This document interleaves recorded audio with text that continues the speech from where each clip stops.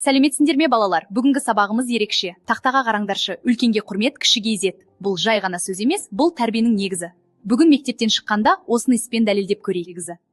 Жақсы апай. Сәлеметсіз бе әже? Сізге көмектесейін. Жолдан бірге өтейік. Рахмет айналайын. Өте тәрбиелі қыз екенсің. Бағың ашық болсын ботам.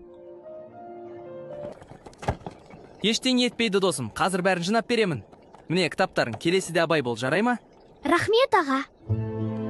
Мына есеп оңай. Мен саған қалай шығару керек екенін көрсетемін. Міне осылай түсінсең тез шығарасың. Енді түсіндім. Көп рахмет Алихан аға.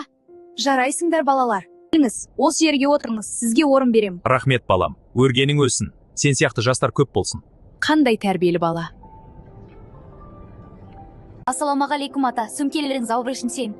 Уағалайкум балам, рахмет саған, өте мейірімді екенсіз. Ештеңе етпейді ата, үлкенге көмектесу біздің міндетіміз. Рахмет балам.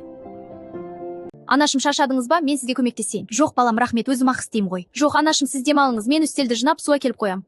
Не анашым, суыңыз. Рахмет балам. Жарайсың ол. Рахмет жаным, сен біздің тірегімізсің. Сіздерге көмектесу менің ең басты міндетім ғой. Ой, сөмкем өте ауыр болып кетті, қолымда ауыр бар, қалай ғана сыныпқа жетемін екен. Ей, тоқтай тұр, сен сөмкең шіме ауыр екен. Иә. Мен көмектесіп айсама. Рахмет. Енді бірге барайық. Ой, енді не істеймін?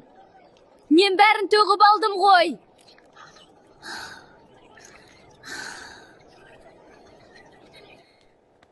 Ештеңе етпейді, уайымдама. Бәрі болады. Балалар, бүгін бізде ерекше тапсырма бар. Сыныпты бірге жинап, бір-бірімізге көмектесеміз. Кітаптарды таратып, дәптерлерді реттеп қоямыз. Жарайды апай, мен көмектесемін. Мен де дайынмын. Мади, маған көмектесші. Мына кітаптарды таратып берейік. Әрине, бірге тез болады. Жарайсыңдар балалар.